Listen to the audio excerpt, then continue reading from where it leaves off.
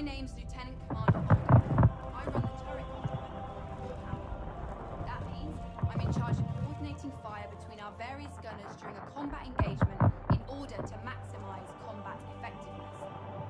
But when we aren't in combat, I strive to keep my team sharp by running through engagement drills and simulated encounters. Now, the Javelin comes standard with 15 turrets, 13 of which have embedded operators. There are 6 turrets like the one you see here that run along the side of the ship, each of which is equipped with a pair of size 7 cannons for larger targets and a pair of size 4 Gatlings for smaller targets like fighters and even incoming missiles and torpedoes. We've got 4 more turrets on the bow of the ship, armed with size 7 energy cannons and 3 gunners on the underside with the same. All this firepower is coupled with a heavy payload of ordnance to make the Warhammer a real problem for all sizes of ship. Hence why we can be tasked to operate independently on patrols without support from the rest of the battle group. During the Xeno threat incursion, our gunners were responsible for the destruction of over 70 hostile elements and several capital ships, as well as protecting the ship from incoming ordnance. As a special treat, we've safetied this turret so you can get a taste of what it feels like to be a gunner. All the weapons have been deactivated, so don't worry about accidental discharge. But I'll remind you this is an active military vessel, so be respectful for a second. Thank you. Have a great Invictus.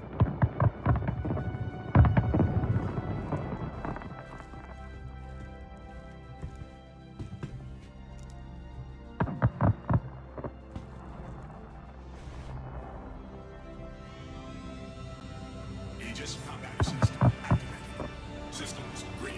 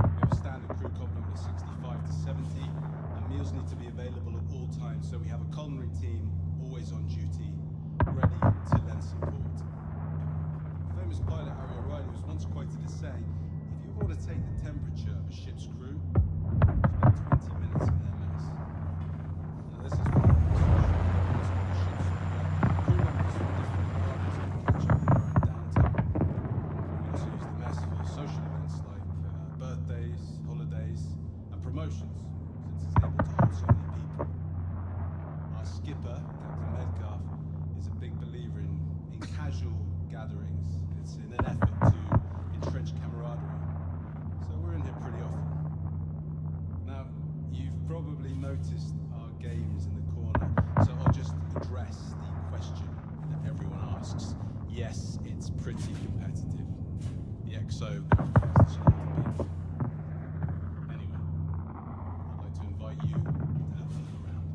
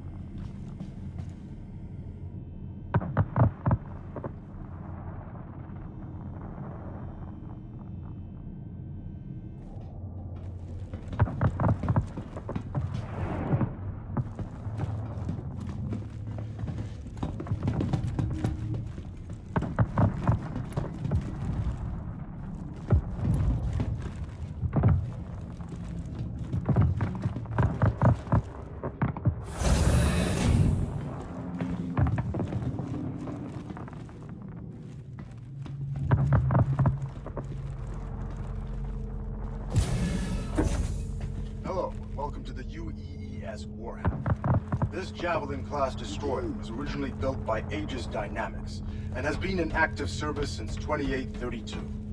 Launching under the command of Captain Omar Singh, the ship initially served as a combat support vessel in the 2nd Fleet, 6th Battle Group, a posting that put it close to the Van Duel front.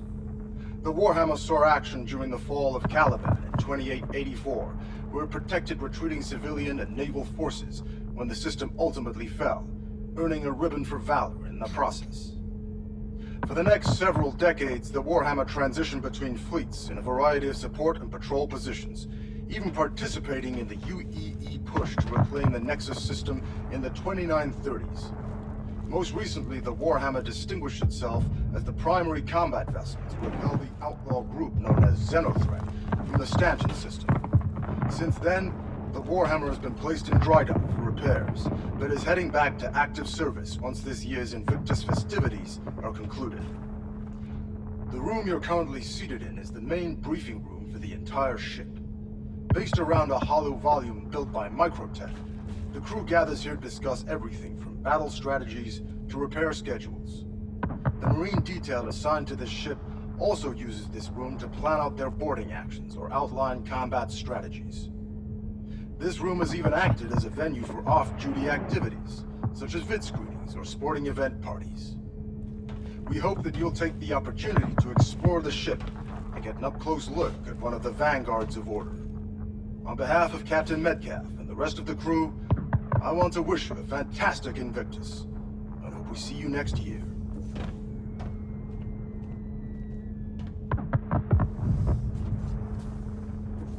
Hello, and welcome to the UEES Warhammer. This Javelin-class destroyer was originally built by Aegis Dynamics and has been in active service since 2832. Launching under the command of Captain Omar Singh, the ship initially served as a combat support vessel in the 2nd Fleet, 6th Battle Group, a posting that put it close to the Van Duel front. The Warhammer saw action during the fall of Caliban in 2884, where it protected retreating civilian and naval forces when the system ultimately fell, earning a ribbon for valor in the process. For the next several decades, the Warhammer transitioned between fleets in a variety of support and patrol positions, even participating in the UEE push to reclaim the Nexus system in the 2930s. Most recently, the Warhammer distinguished itself.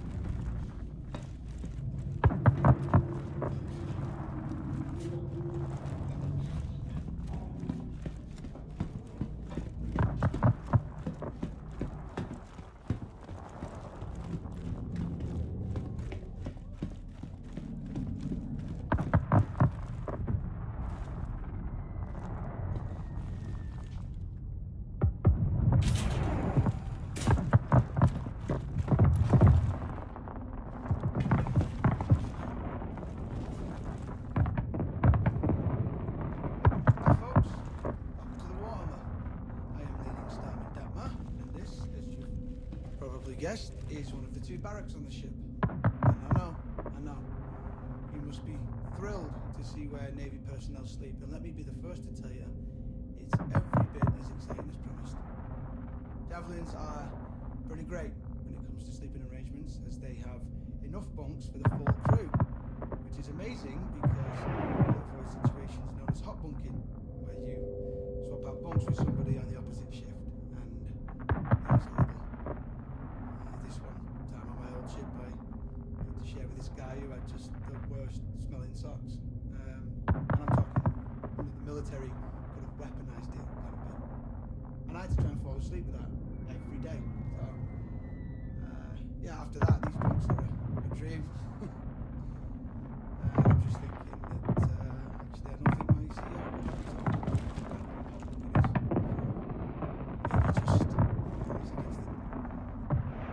Anyway, each one has special slots for personal effects. It's capable of sealing you up to give you a little privacy. People are always moving around the barracks. Sleeping schedules shift slightly too, so they can activate the full crew at a moment's notice if the ship enters heavy combat. So you're kind of always sleeping with one eye open. I mean, we get shorter sleep schedules if we are patrolling dangerous space. So, I mean, you're already grabbing sleep when you can. And sorry, I am rambling. Otherwise, yeah, I'm not sure what to tell you. This is where we sleep. A lot of mystery to it. But I hope this has been enlightening. Please look around if you like. Don't touch anything in the bunks, as this is an active ship, and everything in here is the